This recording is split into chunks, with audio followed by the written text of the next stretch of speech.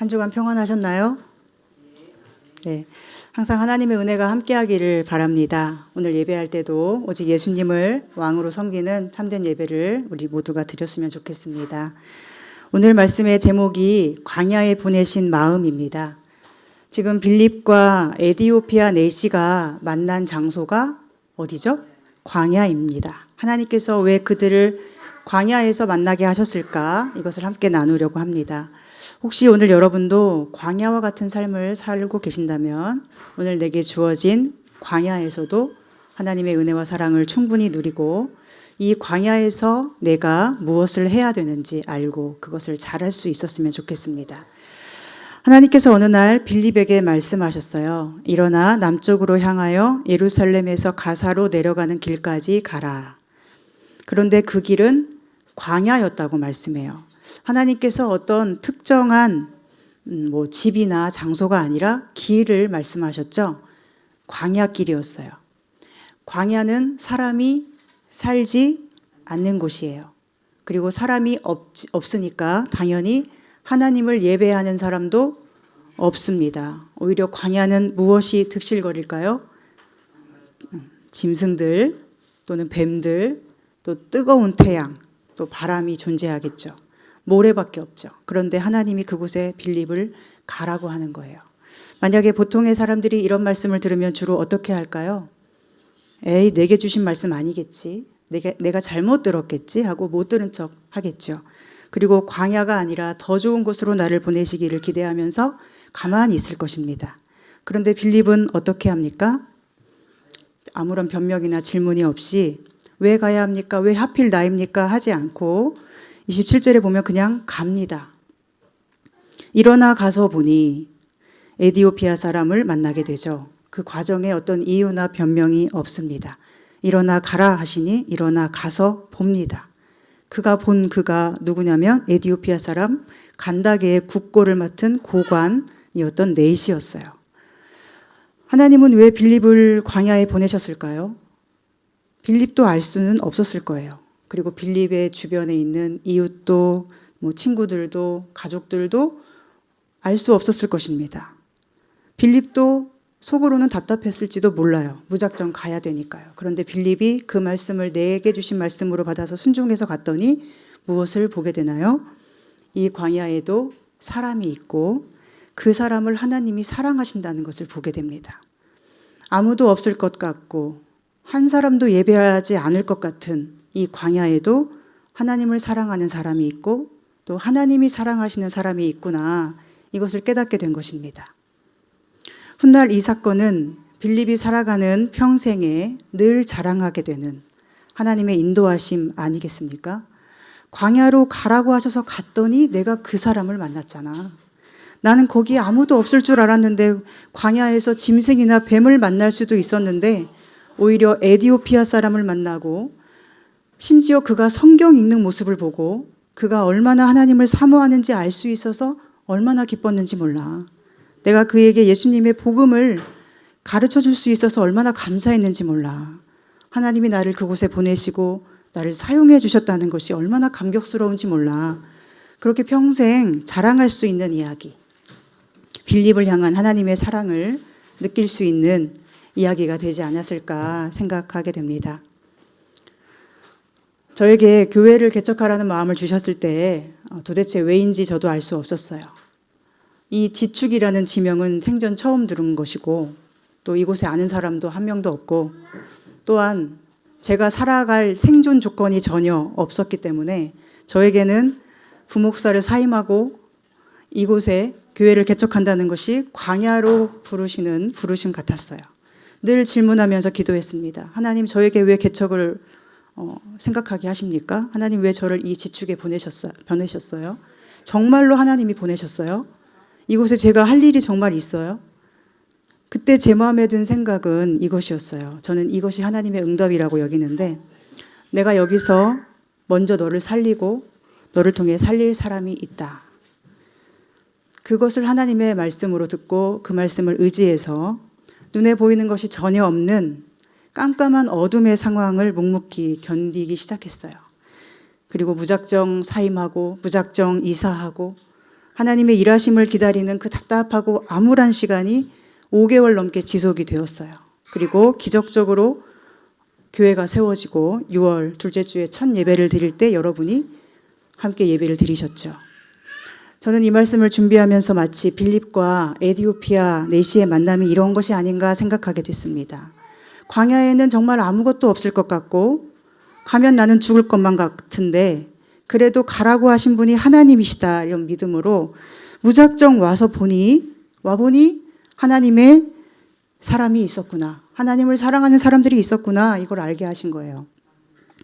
교회 안에 오래 있어도 아무도 하나님을 별로 안 사랑하는 것 같고 이 세상 수많은 사람 중에 하나님을 예배하는 자는 거의 없는 것 같은데 그래도 여전히 하나님을 기다리고 그분의 사랑에 갈급한 영혼이 있구나.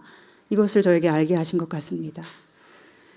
그래서 때로 불안한 마음이 엄습할 때도 있지만 그 마음을 이기고 하나님을 바라보고 있습니다. 하나님이 저를 보내신 이유는 하나님께 관심이 없고 하나님을 예배하지도 않고 하나님을 멸시하는 자들을 위해서가 아니라 하나님을 사랑하고 싶은 사람들, 여전히 그 마음에 갈급함이 있는 영혼들을 위해서 여기 있으라고 저를 보내신 것이라고 믿기 때문입니다.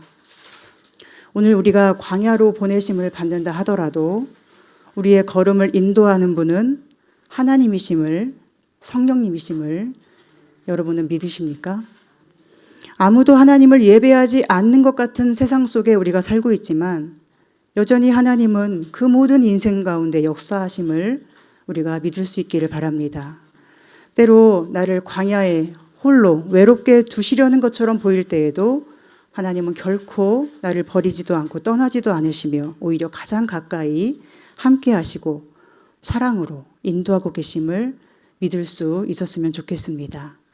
빌립을 사랑하시고 귀하게 사용하시고 늘 함께 하신 하나님께서 오늘 성령님의 인도에 민감하게 귀 기울이고 순종하는 여러분에게 함께 하시기를 축복합니다.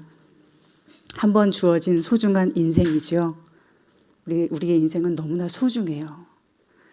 한 번 주어진 이 소중한 인생을 우리가 태어난 목적대로 창조하신 하나님의 그 인도하심을 따라 하나님을 영화롭게 하며 그 길에서 찬송하며 살 수 있기를 소망하고 축복합니다. 빌립이 광야에서 에디오피아 사람 그 내시를 보았을 때 그 사람은 무엇을 하고 있었습니까? 성경을 읽고 있었는데 아마 소리내어 읽은 것 같아요. 그 말씀이 32절과 33절에 나오죠. 이 말씀은 이사야 53장 고난받는 메시아에 관한 말씀이죠. 성령께서는 빌립에게 그 수레로 가까이 가라고 하십니다. 그러자 빌립은 지체 없이 달려가서 그가 읽는 성경의 소리를 들으면서 물었어요. 지금 읽는 말씀을 깨달을 수 있습니까? 그러자 이 사람이 대답하죠. 가르쳐주는 사람이 없는데 어떻게 깨달을 수 있겠습니까? 그리고는 자기 수레에 타라고 빌립을 청합니다. 올라와서 함께 앉으라 하고 성경 구절을 보여줘요. 그러면서 묻는 거죠. 도살자에게로 가는 양과 같이 끌려갔고 털 깎는 자 앞에 잠잠한 어린 양 같은 이 사람이 누구입니까? 굴욕을 당했을 때 공정한 재판도 받지 못하고 생명이 땅에서 빼앗긴 그 사람이 누구입니까? 이사야 선지자입니까? 아니면 다른 사람입니까? 그러자 빌립은 이 말씀에서부터 시작해서 예수 그리스도를 전합니다. 그리스도의 복음을 말해줍니다. 그리고는 물을 곧 발견하자 세례를 베풀죠. 하나님께서 빌립을 광야에 보내신 목적이 이루어지는 순간입니다. 그리고는 성령님의 인도에 따라 둘은 곧 헤어지게 돼요. 그런데 만약 여러분이 빌립이라면 이러한 만남 속에서 무엇을 말하실까요? 여러분도 빌립처럼 복음으로 시작하여 예수 그리스도만을 전할 수 있겠습니까? 여기서 우리가 기억해야 하는 것은 에디오피아 내시와 빌립 이 둘의 만남에서 가장 중요한 게 뭔가 하는 거예요. 무엇이 그 둘을 만나게 하고 하나로 이어주는 역할을 했습니까? 바로 그리스도의 복음이에요. 이 둘의 만남이 세상적인 눈으로 보면 우연처럼 보이죠. 그리고 어떤 종교적인 눈으로 보면 인연으로 보이죠. 불교나 이런 종교에서는 인연이라고 하죠. 옷깃만 스쳐도 인연이다. 그러나 우리가 성경을 통해 아는 것은 우연이나 인연이 아니라 하나님의 섭리, 인도하심이죠. 그 만남에서 가장 중요한 것은 복음이었습니다. 때로 우리는 우리의 만남을 복음이 아닌 다른 것으로 채우려고 할 때가 많이 있지 않습니까? 여러분이 오랜만에 누군가를, 친구나 누군가를 만나서 뭘 주고 싶으세요? 그 사람이 뭘 좋아할까 생각하면서 뭘 주고 싶어 하세요? 복음을 주고 싶어 하세요? 아니면 어떤 선물을 주고 싶어 하세요? 내가 만나는 그가 원하는 것이 복음이 아닌 다른 것이라고 생각하지 않습니까? 그래서 우리에게는 복음이 자랑이 되지 못하고 자꾸만 다른 것을 구하게 되는 것 같습니다. 그러나 오늘 이 두 사람을 보세요. 빌립에게는 오직 복음이 전부였고, 빌립이 늘 생각하는 것은 복음이었고, 그래서 자신이 있는 어느 곳에서 누구를 만나든지 그 복음이 저절로 입에서 흘러나옵니다. 복음이 아니고서는 별로 말할 것이 없는 거예요. 에티오피아 사람을 만났을 때 여기 와보니까 날씨는 어떻던가요? 그쪽 에티오피아 상황은 어떤가요? 요즘 내 삶은 지금 조금 힘듭니다. 아니면 즐거운 일이 있었습니다. 요즘 세상 어떤 일에 관심이 있고 또 자녀 교육은 어떻게 해야 되는지 이런 말이 있습니까? 전혀 없죠. 에티오피아 내시도 보세요. 얼마나 하나님께 갈급한 영혼이면 집에 돌아가는 길에 그 여행 중에도 성경을 읽고 있겠어요. 에티오피아의 그 재정을 맡은 고관이니까 여러분 신경 쓸 일이 얼마나 많이 있었겠어요. 머리가 터지지 않겠어요, 늘. 그런데 아무도 보지 않는 곳에서 홀로 있는 그곳에서도 성경을 놓지 않고 이 성경이 말씀하는 것이 무슨 뜻일까? 이걸 계속 궁금해하는 거예요. 그에게 제일 중요한 거는 복음이었던 거죠. 하나님은 그런 에티오피아 내시를 보시고 그를 위해서, 그 한 사람을 위해서 광야로 빌립을 보내셨어요. 이 에티오피아 내시는 광야길을 돌아가는 중이었고 햇볕이 뜨거웠을 것입니다. 그 사람은 지금 예배하려고 예루살렘에 다녀오는 길이에요. 하지만 아마도 하나님의 총회에 받아들여지지 못했을 것입니다. 신명기 말씀에 거세당한 자는 하나님의 총회에 들어갈 수 없다고 말씀하기 때문에 아마도 유대교 사람들이 이방인이면서 심지어 거세당한 이 사람을 받아주지 않았을 거예요. 그런데도 그렇게 거절감을 느끼며 하나님께 받아들여지지 못하는 기분을 가지고 하나님의 임재를 전혀 느낄 수 없는 상황에서도 다른 데 기웃거리지 않고 성경을 보고 있어요. 그리고 하나님은 그 사람을 보십니다. 그리고 그를 위해 일하십니다. 그 사람은 볼 수도 없었고 알 수도 없었던 일이지만 하나님은 빌립을 부르시고 그를 광야로 보내시죠. 그리고 그에게 복음을 주시고 세례까지 베풀게 하시죠. 무엇을 말씀하시는 거예요? 네가 비록 하나님의 총회에 받아들여지지 못했지만 내가 너를 받았다. 이것을 빌립을 통해 확정하여 주신 것이죠. 빌립이 전한 그 복음이라는 것은 무엇이겠습니까? 하나님의 사람이라면 이렇게 해야 돼, 저렇게 해야 돼. 이런 게 아니겠죠. 이런 것 아닐까요? 그가 도살자에게로 양과 같이 끌려갔고 털 깎는 자 앞에 잠잠한 어린 양이 된 것은 나와 당신과 같은 사람을 사랑하고 받아주시기 위해서입니다.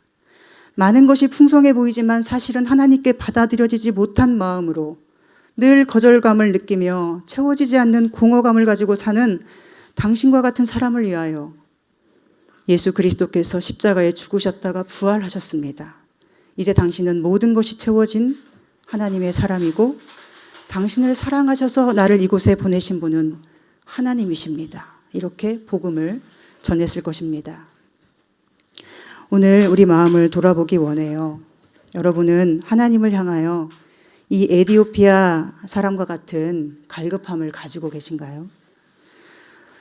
오늘 우리가 세상의 명예나 돈이나 구체적으로는 자녀를 좋은 학교에 보내는 일이나 어떤 영역에서 전문적인 지식을 받아 인정받는 일이나 어떤 좋은 곳에 사람들이 다 다녀온다는 그런 곳에 여행을 다녀오는 일들이나 이런 데에는 갈급하면서도 하나님의 말씀에 대해서는 이미 다 아는 것처럼 소홀히 여기지는 않는지, 그리고 하나님은 그런 우리를 어떻게 바라보실지를 돌아보았으면 좋겠습니다. 우리 신앙은 늘 성장해야 되고 성숙해 가야 됩니다. 예수 그리스도를 영접하고 끝이 아니에요. 여러분, 운동 하나만을 시작해도 그 운동을 잘하려면 얼마나 많은 훈련과 노력이 필요합니까? 헬스할 때요, 무게를 올리려면 얼마나 그 무거운 것들을 지속적으로 들어야 되고 5kg, 10kg, 20kg 더 들기 위해서는 얼마나 땀 흘리면서 근육통에 매일 시달리는지 몰라요. 러닝을 할 때도 조금 더 오래 뛰기 위해서 5분 더 뛰기 위해서 10분 더 뛰기 위해서 5kg 늘리기 위해서 10kg 더 뛰기 위해서 얼마나 꾸준히 노력하고 땀 흘리는지 모릅니다. 테니스 하는 사람들은 그 테니스를 좀 잘 치기 위해서 매일 아침부터 저녁까지 일하고 끝나고 퇴근해서 밤 10시까지 운동을 한다고 해요.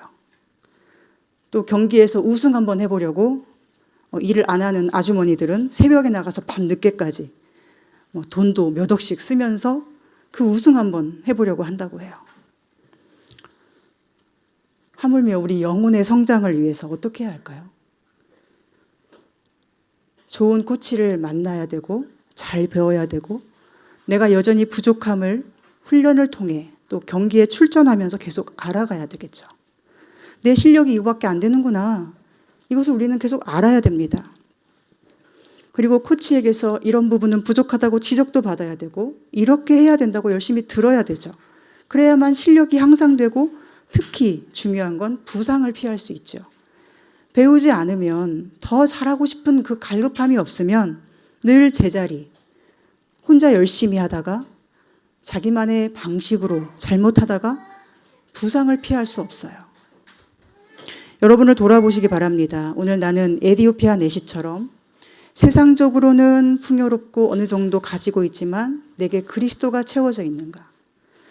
오늘 나는 겉으로 보기에 남부러울 것 없이 살 것 같지만 정작 나를 채울 수 있는 그리스도의 복음이 없지 않은가? 그리고 내게 가장 갈급한 것은 하나님의 말씀과 그리스도의 복음인가? 아니면 세상적인 또 다른 어떤 것인가? 오늘 나는 빌립처럼 복음만을 가장 귀히 여기고 누구에게든 그 복음을 전하는 사람으로 서 있는가? 이것을 돌아보아야 하겠습니다. 그리고 날마다 더 알고 싶은 마음으로, 더 하나님 사랑 안에 거하고 싶은 마음으로, 예수님을 더 닮고 싶은 마음으로 성장을 거듭할 수 있는 우리가 되길 소망합니다. 세례받고 구원받고 끝이 아니라 그때부터가 시작이에요. 그때부터가 자격이 주어진 거예요. 성장할 자격이 주어진 거예요. 그리고 오늘 이 에디오피아 내시처럼 그 갈급함이 하나님의 눈에 발견되는 은혜가 우리에게 있었으면 좋겠습니다. 빌립처럼 복음을 귀히 여기고 성령의 인도하심 안에서 하나님께 귀히 쓰임받는 축복이 우리 모두에게 있기를 소망합니다. 제가 지난번에 총회 훈련에 다녀오면서 잠깐 마음이 흔들린 부분이 있었어요. 왜냐하면 개척교회를 한다고 하면 대부분 어떻게 하냐면 어떤 특정한 것을 목회에 접목해서 함께하는 게 좋다 이렇게 생각하거든요. 사람들이. 예를 들어서 카페를 하는 목사님들, 공부방을 하는 목사님들 많죠.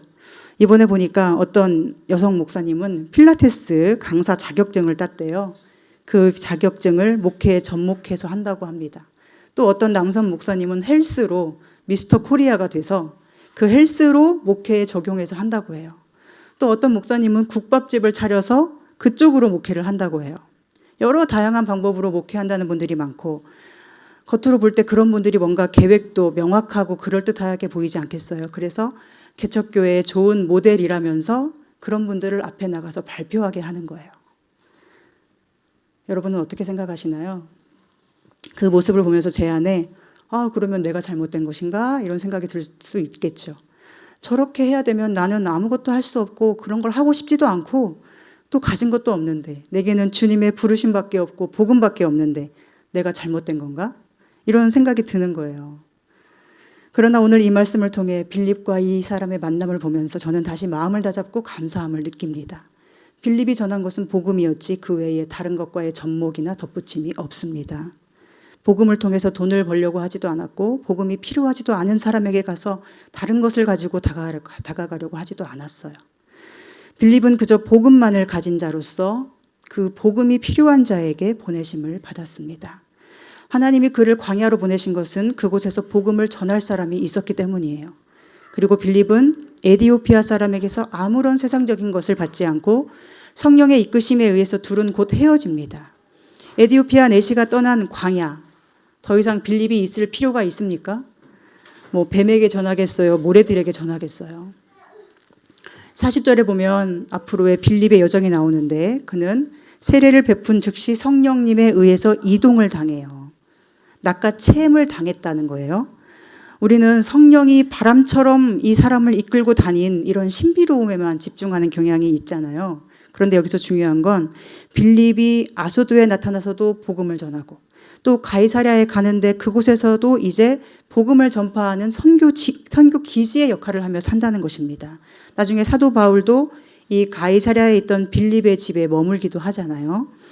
또 이 광야에 오기 전에도 어떤 상황인가요? 예루살렘 교회에 박해가 심해서 빌립은 사마리아 땅으로 흩어져서 복음을 전하고 있었어요. 그리고 이곳에서 복음을 전하게 하신 후에는 또다시 그가 가야 할 곳으로 인도하신 성령님이십니다. 성령께서는 복음을 귀히 여기는 빌립을 인도하시고 함께 하시며 어디서나 하나님께 갈급한 심령을 만나게 하시고 복음을 전하는 기쁨을 주신 거예요. 또 에디오피아 내시는 어떤가요?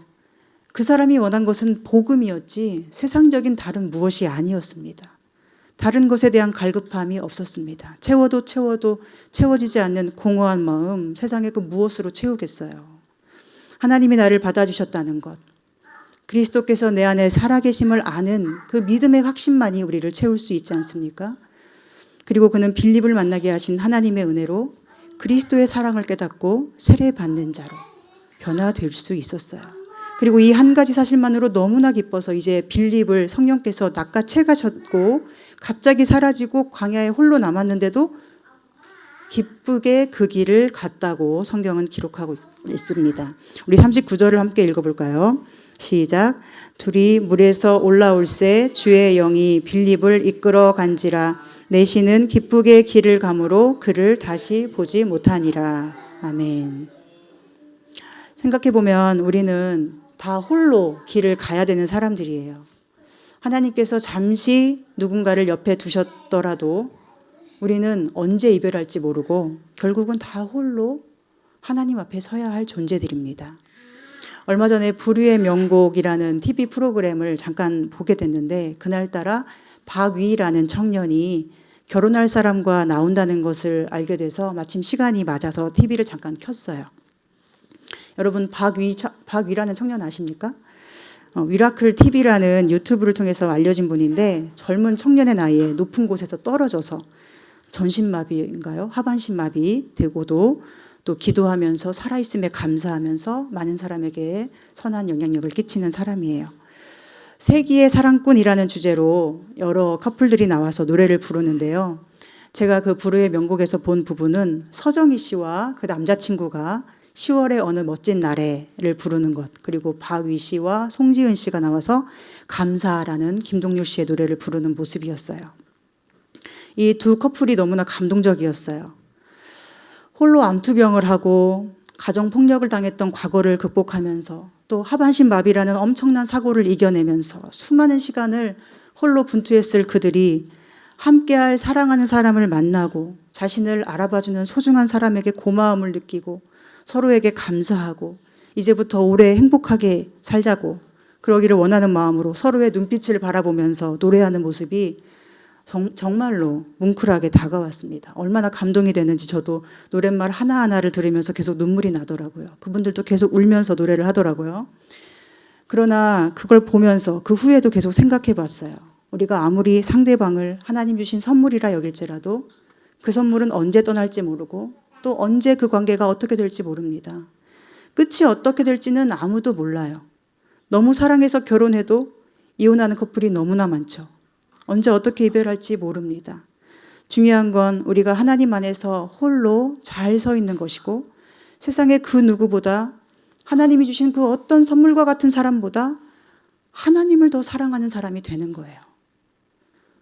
오늘 에디오피아 내시와 빌립이 그런 것처럼 하나님의 사랑을 느끼고 예수님을 통해 나타난 복음을 기뻐하며 내가 하나님의 자녀가 되었고 성령의 인도와 보호를 받고 있으며 이제 예수님의 이름과 그 능력을 힘입어서 하나님께로 달려갈 수 있는 자격이 생겼다는 것을 아는 것이 중요합니다. 그리고 더 나아가 그 중간에 멈추지 않을 수 있는 영적인 체력과 영적인 심폐 기능과 영적인 근력을 가진 사람이 될 수 있도록 날마다 쉬지 않고 훈련하면서 하나님께 계속 평생을 나아가야 되는 거예요. 그 길에서 누군가를 만날 수도 있고 사랑을 할 수도 있고 사랑을 받을 수도 있고 그 만남이 하나님이 주신 선물이라서 너무나 감격스러울 수 있지만 그 모든 것 위에 더 감격해야 될 것은 하나님이 오늘 나 같은 죄인을 받아주시고 사랑해 주셨다는 그 사실을 아는 것이 아니겠습니까? 저는 나 같은 죄인을 통해서 거룩한 주님의 몸된 교회를 세우시고 복음을 전하게 하신 것이 저의 일생의 가장 기쁜 일이고 감사한 일이라고 고백할 수 있습니다. 그리고 하나님을 향해 갈급한 영혼인 여러분을 이 광야와 같은 곳에서 만나게 하시고 함께하게 하신 분이 하나님이심을 믿기 때문에 너무나 감사합니다. 그러니 우리도 이 두 사람처럼 복음으로 더 강해졌으면 좋겠습니다. 내 주어진 상황이 어떻기 때문에 강해지고 약해지고 내 옆 사람이 어떻기 때문에 강해지고 약해지고 이것이 아니라 상황이 어떻고 사람이 어떻든지 내가 하나님 안에 굳건하게 서 있기 때문에 이 달려갈 길을 다 마칠 때까지 하나님이 나를 붙드시고 함께 하실 것을 믿으며 항상 기쁘고 담대하게 복음의 사람으로 설 수 있기를 소망합니다. 목회를 하다 보면 복음보다 다른 것을 더 중시하는 사람들을 보게 돼요. 예를 들어 무언가와 복음을 접목시키려다가 오히려 주객이 전도되는 경우가 많습니다. 분명 목회를 위해서 목사도 생존을 해야 되니까 다른 일을 병행을 하는데 나중에는 그 일이 주목적이 되고 먹고 사는 것이 중요해지고 심지어 먹고 사는 일만 해결되면 목회를 접고 자기가 개척했던 교회도 다른 사람에게 주는 분도 많이 봤어요. 그러나 저에게는 늘 복음이 가장 중요했던 것 같습니다. 지금도 생존하기 위해서 목회를 이용할 생각이 전혀 없고 그런 길이 있다고 해도 하나님이 지금까지 막아주셨다고 생각해요. 그리고 앞으로 혹시 제가 생존하고 잘 살기 위한 방법이 제 앞에 펼쳐진다 하더라도 저는 목회를 저버릴 마음이 없습니다. 저에게는 교회가 가장 중요하고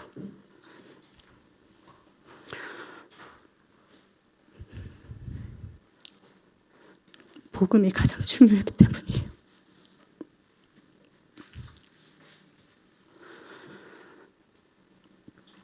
그런 의미에서 요즘에 깨닫게 되는 것은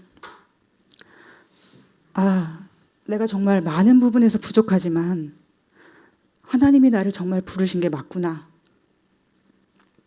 이것이 깨달아져서 얼마나 감사하고 기쁜지 모르겠습니다. 어떨 때는 이 교회를 어떻게 유지하나 하는 고민도 생기고 어떻게 하면 사람들이 많이 와서 예배를 함께 드릴 수 있을까 고민도 생깁니다. 당연히 고민을 해야죠.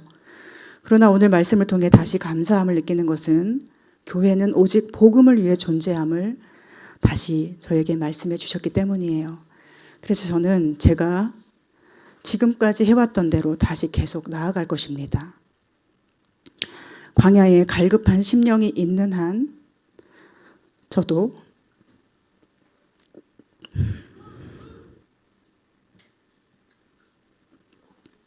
복음의 사람으로 서 있을 것입니다.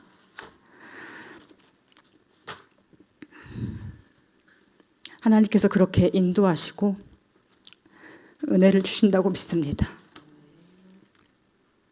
그리고 하나님께서 저와 여러분을 정말로 만나게 하셨다면 우리는 함께 어떻게 해야 할까요? 복음이신 그리스도에 대한 갈급함이 우리 안에 풍성해져야 합니다.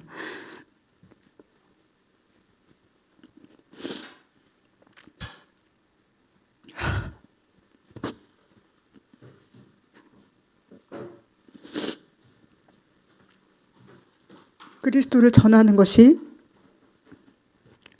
가장 보배롭고 존귀한 일임을 아는 지혜가 우리 안에 풍성해져야 합니다.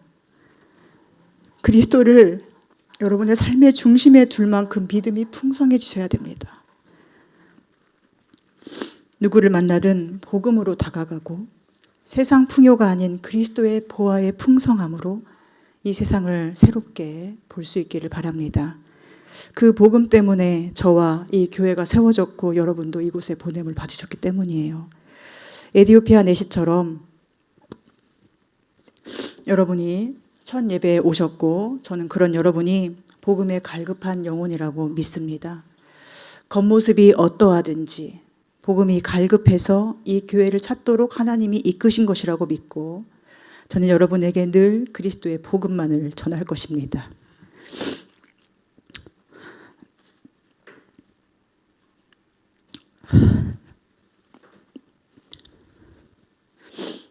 사랑하는 여러분, 우리 교회가 어떤 큰 교회가 주는 유익한 것들이 없을지라도 복음을 전하는 이 일에는 어느 교회와도 비교될 수 없는 진리를 가지고 있기를 소망합니다. 성령을 사모하고 또 말씀을 사모함이 넘치고 하나님을 사랑하는 만큼 서로를 사랑하고 존경하고 존경함이 넘쳐서 복음으로 굳건한 교회 되고 또한 복음으로 굳건한 여러분의 삶이 되시기를 소망하고 축복합니다. 이제 이번 주에는 세 분이 한국을 떠나가게 됩니다. 그동안 짧은 기간이나마 함께 예배할 수 있었던 것이 하나님의 섭리였다고 생각합니다. 어디에 머물든지 복음을 가장 귀히 여기고 그곳에서도 빌립과 같이 복음을 전하는 분들 되시면 좋겠어요. 에디오피아 내시가 빌립이 없이도 그 길을 계속 기쁘게 갈 수 있었던 것처럼 성령께서 지도해 주시고 인도해 주시는 길에서 늘 기쁨이 충만해서 복음을 사모하고 그 복음을 당당히 전하는 여러분 되시길 바랍니다. 우리 모두가 복음의 사람으로 굳건히 서서 복음에 갈급한 영혼들에게 더 힘써 복음을 전할 수 있기를 간절히 소망하고 축복합니다. 기도하겠습니다. 하나님, 우리의 모든 만남을 주관하시는 하나님께서 오늘 광야로 저희를 보내시고 복음으로 하나 되게 하심을 감사합니다. 교회에서나 가정에서나 삶의 모든 자리에서 그리스도만을 가장 존귀하게 여기고 복음으로 더 충만해져서 우리의 모든 대화나 모든 생각이 오직 하나님께 향하게 하시고 광야에서도 하나님이 찾아와 주시고 받아주시고 사랑해 주시는 그 귀한 은총을 누리게 하여 주시옵소서. 우리가 가는 모든 곳에서 빌립처럼 복음을 증거하게 도와주시고 에디오피아 내시처럼 세상의 모든 풍요보다 그리스도를 아는 지식으로 풍요로워지길 소망하는 갈급함이 넘치게 하셔서 어디서나 성령이 주시는 기쁨으로 하나님 앞에 설 때까지 모든 선한 싸움을 잘 마칠 수 있도록 인도해 주시옵소서. 우리가 더 복음으로 굳건해져서 하나님께로 달려가는 달리기를 멈추지 않게 하시고 이 길에서 만나는 모든 사람을 하나님의 사랑으로 사랑할 수 있도록 인도해 주시옵소서. 예수님의 이름으로 기도합니다. 아멘.